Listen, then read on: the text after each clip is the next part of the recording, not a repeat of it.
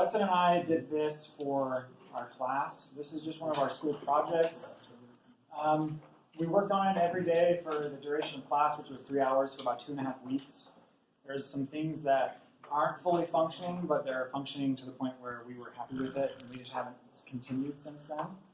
This is essentially a movie review app, and I'm going to run through the application itself, and then we can go through and look at code. We've never presented before.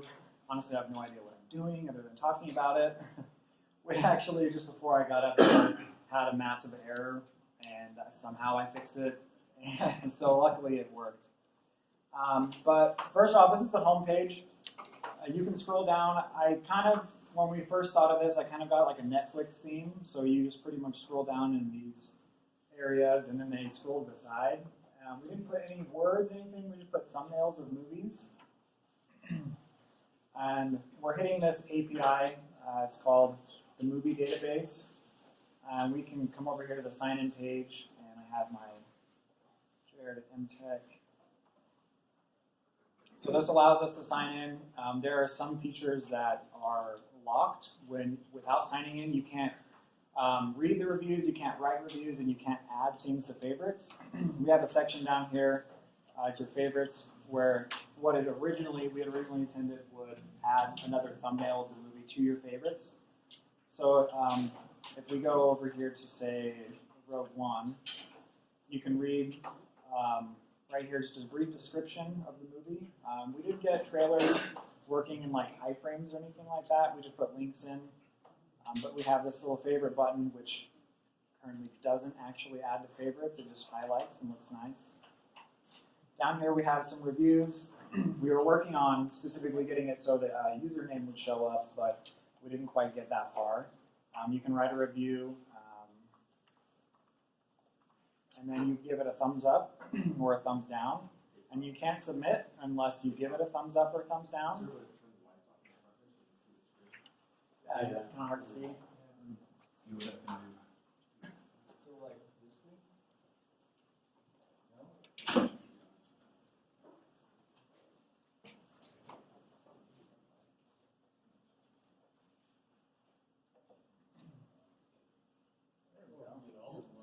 Perfect. Yeah, that's so if we don't give it a positive or negative review, we get some toast, and it says, please write a review and give it a positive or negative review. So if I write that, it'll update my personal review, and we'll put it down here. And it's just a continuous thread, so anybody who comes and logs on or creates an account, it'll keep adding. So it could be a thread of however many people log in. But it's very simple. When you're logged in, the login turns into a sign out button. The home just takes you to home. That's pretty much the entire functionality of the application. And so I guess we can go over some of the code now. It gets really small when it's in this one. Let's see. So we'll go over the API. I feel like that's probably the best part. Weston was really amazing at getting most of this figured out. This is the main thing that he tackled. If you can make your font bigger too, that would help a lot. Or go to presentation mode. If you want to scroll through and talk about what you did. All right, so this API that we used obviously had all the resources we needed to use it. We just needed each individual URL to make calls to get, like, for example, the posters for the thumbnails that we used. Here's the YouTube base URL for the trailers. Here's our API key, bad practice, but it was a class project. And well, what we would do is in each of these functions down here, we'd, depending on what the function does, we'd mash together pieces that we need to have things displayed to the page. Like this was to get a list of all the most popular movies for our home page, get movies by company. I think this was for the search page. Yeah, that's also for the search page. Most of these are just searches and stuff. Here's building the URLs to get images. Getting movie by ID, get movie trailers. it's mostly just a bunch of Frankenstein sewing things together, making things work. This wasn't the best way to do it.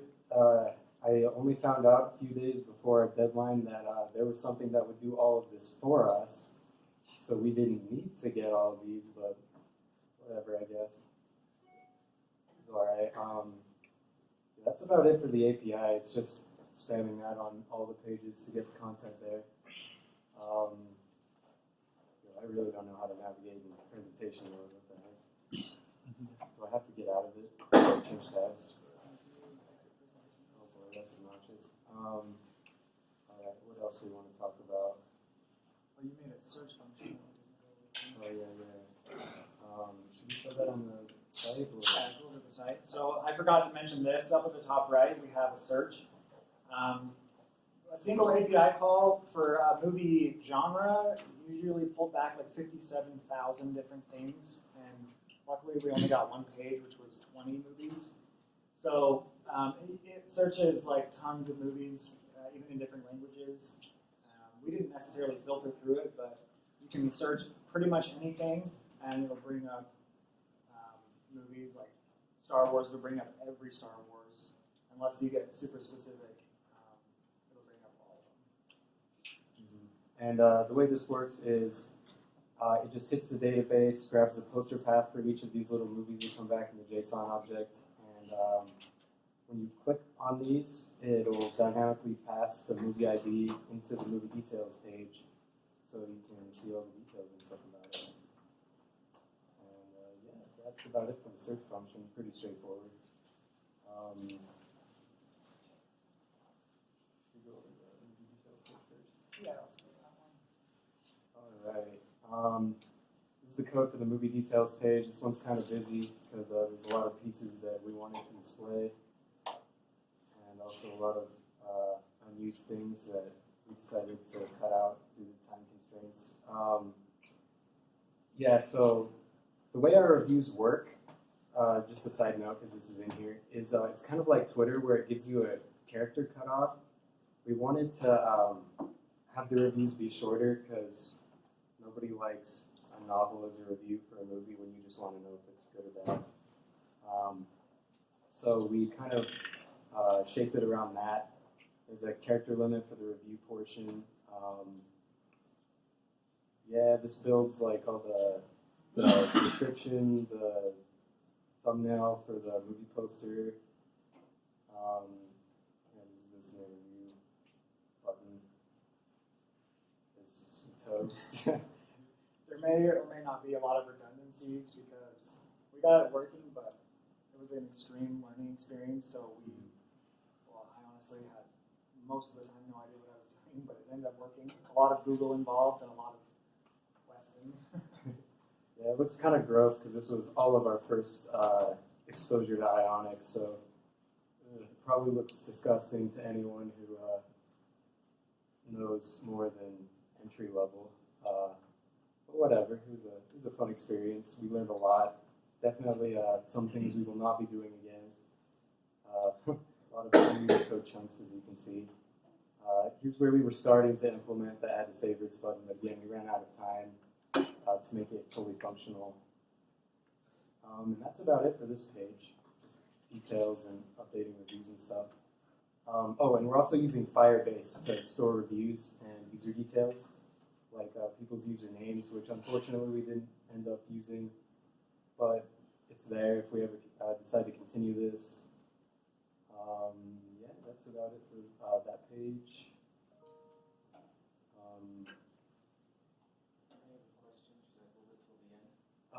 We can take it right now. Yeah. So is this the only code for that page? I don't see where it hooks into any HTML or CSS. Oh yeah, we have it linked to the HTML and CSS. Right there. Maybe show just Show the them the. directory structure, because Ionic is a pretty Well, and right there you specify the opinionated template. framework. Okay. So it maps pretty well. So yeah, we have each little page here in its own little folder. Little file structure. Yeah. So originally in Angular, it gives you make different modules and how they connect. In Ionic, it gives you a file structure that's called pages. Let's see, so it goes down with app and pages. It gives you a base thing called list, which we thought we got rid of, but it's come back to haunt us. We have home, we have login, movie details, and movie search page. And each of them will come with your type of CSS file. We did it with SCSS. It also has the HTML file. Most of them aren't really that big because the HTML is pretty simple, the movie details. I think the HTML for the home page has the most in it, but it's really just So it uses components then. Yeah. Yeah. Yeah, each of those is a component. this one for the home page is just a repeat of everything, just with different class names and ID names for each different section. There's one file that's like a darker color than the rest. I can't read it. Is it this one up here? That's the code file, the TypeScript file. Yeah, anything that's in a shade of blue means that we've made changes since we pushed to our version control. So that could be what it is. Those are the JS. Yeah. Any other questions? We're not really sure what else to go over. And these guys, like I said, it was 3 or 4 days of Ionic, and then boom, you had 3 weeks to do a team project. Put them on teams, and they figured it out together. And so, and the class is only 3 hours a day. It's not a full-time gig. So yeah, really impressive. Thank you very much. What was one of the most challenging things you found working with Ionic? For me personally, it was really with Ionic and Angular was getting used to subscribing to observables and making those functions work. That was a really big change, but honestly, we're going back into JavaScript right now, and I really like observables and how they work. And so it was the hardest thing for me to learn and how to work with this, but it was my favorite part too, I think. Did you have any light bulb moments during it? Like, or what did you find that was the coolest thing about working with Ionic? Well, I think that Weston was mentioning that he did most of the work in this area, which really him showing me like what the structure should look like was what I found to be most beneficial. And I thought it was the coolest thing how the API worked, where it was just like a string with more string interpolation, and it pulls back all these things. Like you can see, maybe not very well, but this whole thing is just the thing sent in. And we have company ID and then release year just marked in there to pull back something super specific. Can you go into presentation mode on Yeah, that? I feel like that was. Let's look at that.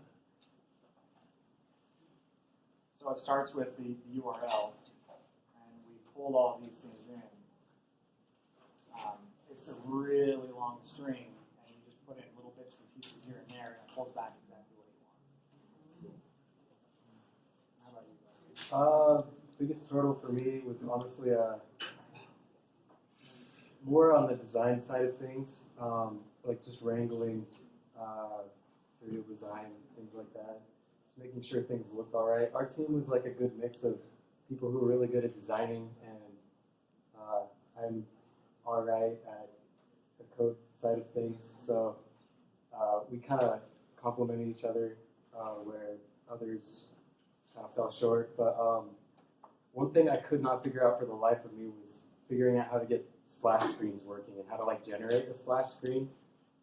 I'm not sure if it was just my 7 a.m. brain not having it, but the documentation was just like overwhelming for that early in the morning, and I could not figure out how to do that correctly. So the splash screen, like the logo that shows up when you start the app? yeah. Okay. We were going to implement that, but we couldn't figure it out, so we kind of just quietly pushed that to the side. Yeah, along with that, on our homepage, this is supposed to be a carousel, but we didn't quite get that working. Yeah. Sort of works. Well, that's because I was scrolling. It's supposed to have an auto scroll. But yeah, that's good work. Great. Any other questions?